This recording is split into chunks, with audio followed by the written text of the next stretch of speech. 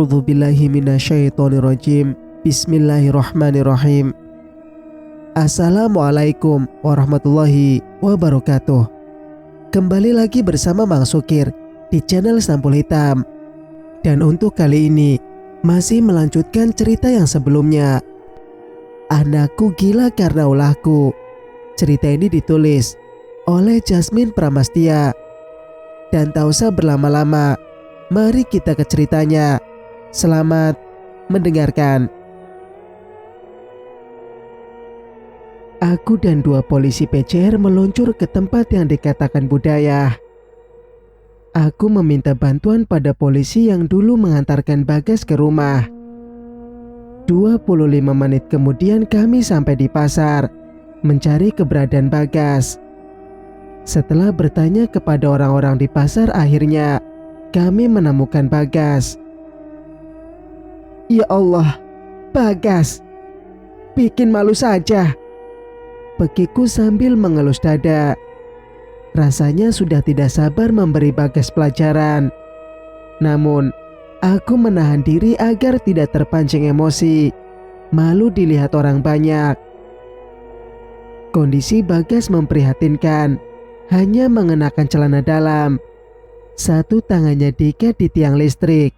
Rambutnya gondrong acak-acakan. Warna kulitnya dekil dan menghitam. Aroma tubuhnya membuatku mau muntah saja. Apa kamu? Hardik Bagas. Kakinya menendang-nendang. Pergi kamu. Pak Bambang dan Pak Tatang memiliki ide cara membawa Bagas. Mereka menutupi kepala Bagas dengan kaos untuk mengurangi amukan Bagas, agar dia tidak melihatku. Entah mengapa Bagas ingin menyerangku.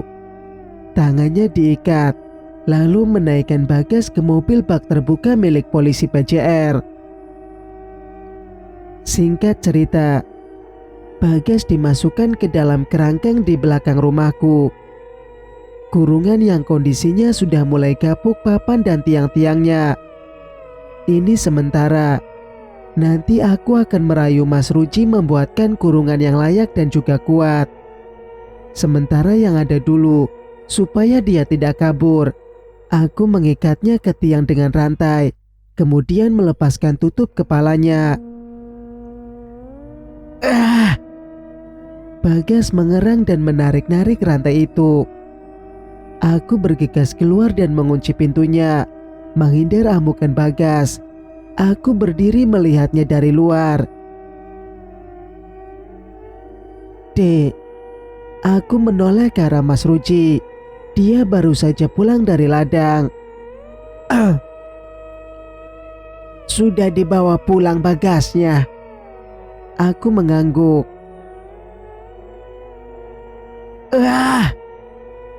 Bagas berhasil mendobrak pintu, hingga pintu yang lapuk itu ambruk. Bagas keluar dan menarik rambutku. Astagfirullah, Bagas. Bagas menjambak rambut dan melilitkan rantai ke leherku, hingga aku terjatuh ke tanah. Aku kesulitan bernapas. Kedua kalinya Bagas ingin membunuhku. Aku terbatuk-batuk dan kesusahan bernapas. Jangan, Le! Teriak Mas Ruji. Ia berlari dan menolongku. Bagas tidak menghiraukan teriakan Mas Ruji. Bagas tengah kesetanan. Kali kedua Bagas menyerupai malaikat pencabut nyawa yang datang memaksa ruhku terlepas dari jiwa ini. Mas Ruji menarik Bagas hingga tercengkang ke belakang. Dengan sigap suamiku memegang rantai yang masih mengikat di tangan Bagas. Mas Ruji menariknya, lalu rantai itu ia ikatkan ke batang pohon jambu. Astagfirullah, Le. Kapan kamu sembuhnya? Mas Ruji terduduk di tanah dengan posisi kedua kaki terbuka lebar. Dia kelelahan melawan tenaga Bagas. Keringat membasahi bajunya. Aku juga masih tergeletak di tanah. Rasanya tak sanggup untuk bangun. Tubuhku lemas, Ketegangan ini mengingatkanku ketika dikejar Bagas sambil membawa cangkul. Rambutku acak-acakan, perih karena dijambak Bagas. Rasanya rambutku hampir terlepas dari kulit kepala. Sudah Mas bilang, Bagas dibawa ke rumah sakit jiwa saja, biar cepat ditangani. Kalau begini siapa yang repot? Malahan kita hampir terbunuh. Aku memilih diam saja, tak mau meladeni ucapan Mas Ruji. Bagas berteriak-teriak sambil menggoyang-goyangkan pohon jambu. Aku pun bangun dengan posisi duduk. Sudah, kita coba merawat Bagas di rumah. Tolong bikinkan kandang untuk mengurungnya, ucapku. Mas Ruji menatapku sekilas. Bikin yang kuat. Kalau bisa jangan di sini. Aku menunjuk ke arah kandang ayam. Di sana saja. Kok di sana? Mas Ruji terkejut, menatapku tak suka. Aku berdiri sambil membersihkan badan yang penuh dengan tanah. Apa ada masalah? Ya di sana saja. Kalau dekat sini bau. Lagi, Mas Ruji memilih diam saja. Wajahnya masih terlihat lelah. Dia melepaskan sepatu bootnya yang belum dilepas tadi. Brengsek. Bagas kembali menggoyangkan pohon itu hingga buah jambu yang menguning berjatuhan ke bawah. Dengan sedikit terpaksa, Mas Ruji mulai membangun kerangkeng mengikuti keinginanku, yaitu di dekat kandang ayam. Mati kamu wanita tua. Bagas tertawa terbahak-bahak, padahal tidak ada yang lucu. Kemudian dia berbaring di atas tanah yang sedikit basah. Aku menggeleng kepala dengan pelan. Cak Edan. Aku mulai mengakuinya bahwa Bagas gila. Anakku satu-satunya gangguan jiwa. Entah dia gila beneran atau hanya pura-pura. Apa ada orang gila yang mau membunuh orang lain? Itu yang membuatku ragu untuk mengakui anak sendiri dengan sebutan gila. Gimana kalau dia buang air kecil, Dek? Tanya suamiku polos. Biarkan saja di situ. Tidur dengan kotorannya. Aku tidak peduli. Yang penting jangan kabur-kaburan lagi. Malu diomongin tetangga. Aku menjawabnya dari dalam dapur. Aku mengambilkan makanan untuk Bagas. Seperti biasa aku taruh di dalam baskom. Lalu mengisi air minum ke dalam botol plastik ukuran 1 liter. Tak lupa juga membuatkan Mas Ruji kopi panas agar dia bersemangat membuat kandang. Lebih tepatnya, kandang untuk Bagas. Aku letakkan baskom di dekatnya. Bagas membuka matanya. Lalu dia menyeringai penuh misteri. Pantasnya kamu mati orang tua. Bagas terkekeh. Kemudian ia bangun dari tidurnya, duduk bersila, meraih baskom dan tangannya mengaduk isi dalam baskom. Kemudian melahap makanan itu dengan membuka mulut lebar-lebar. Kuku-kuku jarinya hitam dan panjang. Makanan yang aku berikan berubah warna menjadi kuah berwarna hitam. Bisa dibilang, Bagas mencuci tangannya ke dalam makanan berkuah itu. Aku menelan ludah, menahan muntah yang tiba-tiba saja mengaduk-ngaduk isi perutku. Aku berjalan ke arah kandang, menghampiri Mas Ruji yang sedang memikirkan sesuatu. Bukannya mempercepat pekerjaannya, justru dia asik melamun. Kandang yang bakal dihuni Bagas masih belum selesai, hanya kerangka kayu yang berdiri. Ukuran kandang setinggi 1 meter. Begitu perkiraannya. Aku tidak ambil pusing. Terserah setinggi apa. Yang penting Bagas ada di tempatnya. Kopi mas, ucapku seraya meletakkan segelas kopi panas yang baru saja aku buatkan. Terima kasih. Mas Ruci tak memandangku, padahal aku berada di sampingnya. Pikirannya sedang berkelana entah di mana. Apa kita tidak berdosa, Dik? Membiarkan Bagas dikurung seperti binatang. Ucapan Mas Ruci membuatku cengah. Dia tidak pernah merasakan menjadi aku. Aku yang lelah merawat bahkan mengurus segala keperluan Bagas, membersihkan segala kotorannya. Mas Ruci hanya bilang sabar, sabar dan sabar. Memangnya cukup dengan sabar. Sebaiknya kita tunda dulu pergi umrohnya. Insya Allah, aku akan bekerja keras agar impianmu tercapai. Tandasnya lagi. Impianku. Oh, jadi umroh itu hanya impianku saja. Berarti selama ini Mas tidak berniat untuk umroh bersamaku. Tanyaku memberondong kepadanya. Mas Ruci membuang pandangannya. Terdengar helaan napasnya begitu berat. Aku gak tahu mesti gimana menasihatimu.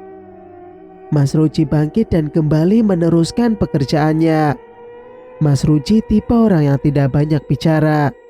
Jika dirasa kalah adu debat denganku, dia memilih diam atau menjawab secukupnya. Assalamualaikum, Mbak. Aku menoleh ke arah suara itu. Waalaikumsalam. Balas kami bersamaan. Norma, dia datang di saat waktu yang tidak tepat. Bikin apa, Mas? Tanyanya pada suamiku. Dia menyodorkan sebuah plastik hitam yang berisi sembako padaku. Tumben. Bikin kurungan buat Bagas. Mas Ruci menjawabnya dengan suara pelan. Norma menoleh kepadaku. Apa dia tuli? Apa aku harus mengulang kembali ucapan Mas Ruci? Bagas ponakanku di kandang. Ya Allah, Yu. Pekiknya tidak terima. Kedua matanya merah dan berkaca-kaca. Gak usah sok kaget, Nur. Aku tersenyum sinis padanya. Kemudian ku tinggalkan Norma dan Mas Ruci. Aku membawa pemberian Norma ke dalam. Kenapa tidak dibawa berobat saja, Mas?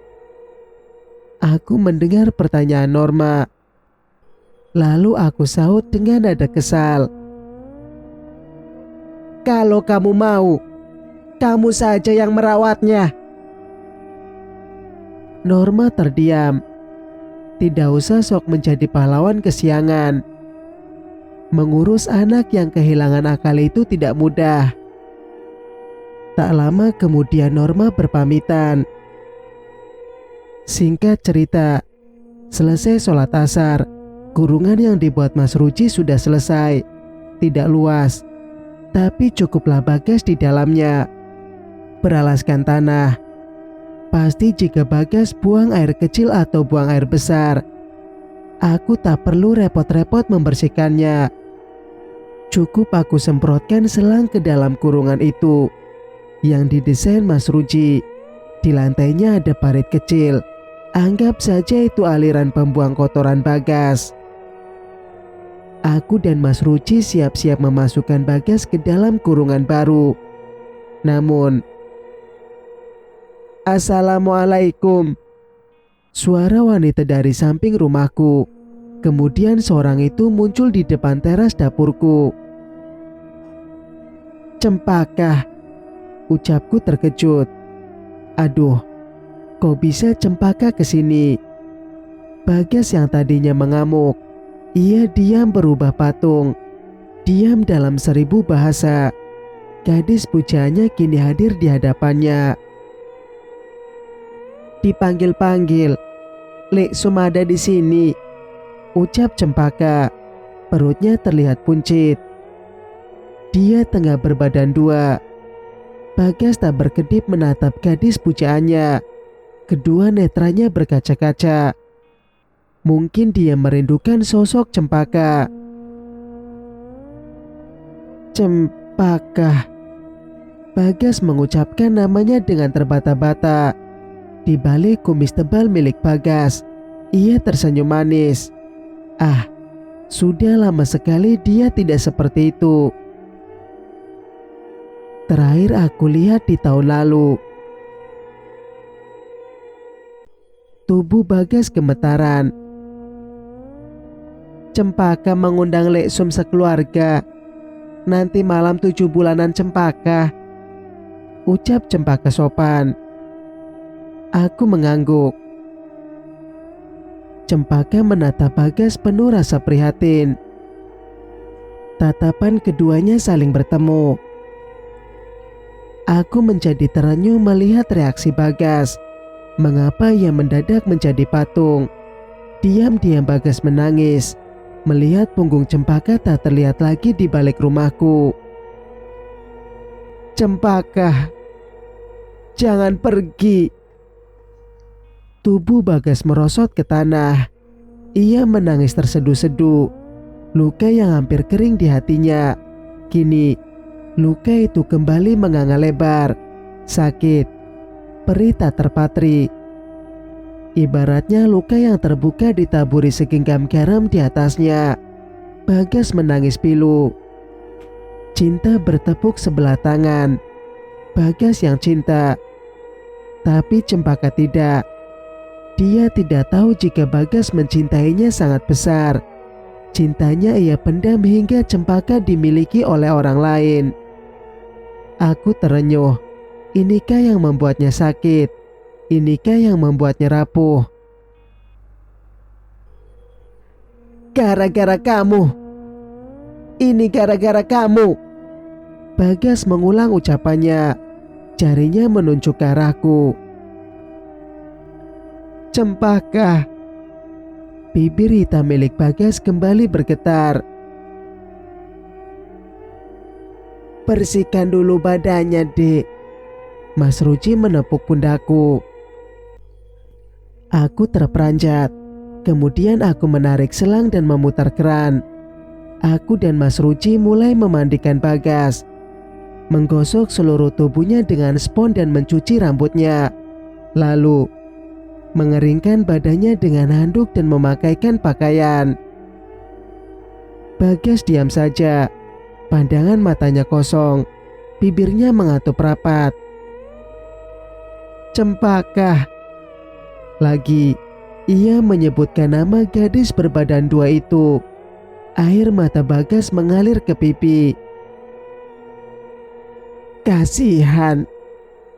Gara-gara keegoisan orang tuanya, dia menjadi seperti ini, ucap Mas Ruci pelan, nyaris tak terdengar. Dia sambil melepaskan rantai yang menjerat Bagas. Apa Mas bilang? Mas Ruci diam saja. Ia menarik Bagas ke dalam kurungan yang ia selesai buat. Memasukkan Bagas ke dalam ruangan kecil. Mas Ruci mengunci pintunya dengan menggemboknya. Lalu, dua bilah kayu dipaku dengan posisi menyilang agar Bagas tidak bisa mendobrak pintu. Semua dinding papan dipaku lagi dari luar. Di sela-sela papan, beberapa buah kayu ukuran sebesar gagang sapu dipaku dengan posisi melintang agar papan tidak mudah jebol dari dalam. Mas bilang apa tadi? Aku kembali bertanya padanya. Apa aku kurang jelas, Suminah? Bentak Mas Ruci. Aku yang tak menyangka dibentak langsung terdiam. Hatiku terasa sakit. Aku tak terima. Sebenarnya aku ragu siapa di antara kalian yang gila, kata Mas Ruci. Mas bicara apa sih? Aku mulai berbicara dengan nada meninggi.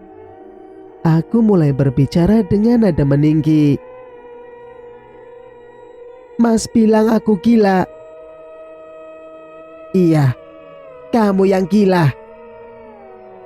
Mas Ruci berkacak pinggang melototiku, layaknya aku sebagai anak kecil yang telah berbuat salah.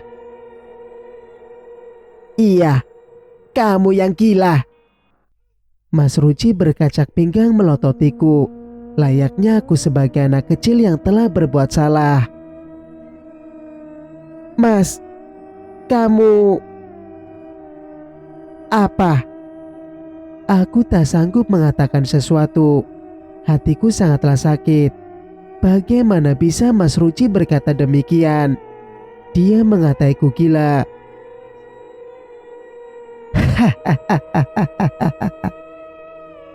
Suara Bagas melengking dari dalam kerangkeng. Dia mengejekku, berani-beraninya. Tak bakar kamu, aku mengancamnya. Kemudian aku masuk ke dapur dan mengambil satu botol berisi minyak tanah. Dan Mas Ruci mengekor ke dalam. Jangan gila kamu, Dek, hardik Mas Ruci. Aku tak peduli apa yang dikatakannya. Aku bersikeras membawa minyak tanah dan korek. Namun, kamu mau apa, hah? Mas Ruci menarik lenganku. Aku menatapnya dengan tatapan kesal. Entah, rasanya aku juga ingin mengamuk. Aku mau bakar dia. Rasanya tidak tahan. Kesabaranku sudah habis, Mas. Aku berteriak di depan wajahnya. Mas Ruci menarik tubuhku hingga ke dalam pelukannya. Tangan kekarnya meraih pundakku, mengusap-ngusap dengan lembut. Diam-diam tangan kirinya mengambil korek dari tanganku. Sabar, Dek. Kamu adalah seorang ibu. Mas yakin kasih sayangmu sebagai seorang ibu tentu sangat besar terhadapnya. Kita sebagai orang tua wajib mengasihi dan menyayangi, mendidik penuh cinta kasih. Dan Allah sedang menguji kesabaran kita. Supaya apa? Supaya Allah melihat bentuk kesabaran kita. Ikhlas merawat anak yang sedang hilang akalnya. Ibadah, Dek. Bernilai pahala. Ini ujian, Dek. Kamu bisa melewatinya. Mas Ruci kembali merapatkan pelukannya ke tubuhku. Aku tak bisa menahan air mata yang mengalir di pipi. Aku biarkan cairan bening itu keluar bebas tanpa batas. Tahan emosimu. Jika kamu bersikap seperti itu berarti kamu yang gila, bukan Bagas. Aku terdiam. Amarahku berangsur dingin. Perkataannya menyentil hatiku yang keras. Kita ini orang tua, Dek. Jangan lepas tanggung jawab. Apalagi kondisinya Bagas seperti itu. Dia butuh perhatian kita. Mas Ruci menatapku dengan tatapan mata penuh kehangatan. Tatapan kedua matanya menggambarkan sesuatu harapan yang besar dariku. Anak itu titipan dan anugerah dari Allah yang sepatutnya dijaga dan diberikan hak-haknya. Sebagaimana dalam tuntunan syariat agama. Jangan kamu melupakan itu. Lagi, Mas Ruci cerewet kepadaku. Kalau sudah begitu aku tak bisa membantah omongannya. Mas dari tadi ngomong terus. Aku sampai tadi beri kesempatan untuk bicara. Aku memayunkan bibir, berpaling darinya. Karena kamu kalau tidak digituin nyerocos terus. kata Mas Ruci, mencubit pinggangku dengan pelan. Aku melonjak kegelian. Dari kemarin tegang akhirnya aku bisa tertawa lepas dengan Mas Ruci. Rasanya aku sudah tidak kuat, Mas. Cobaan ini berat buatku. Aku menghela napas. Mas tahu, selama Mas masih sehat dan berumur panjang, Mas akan selalu menguatkanmu.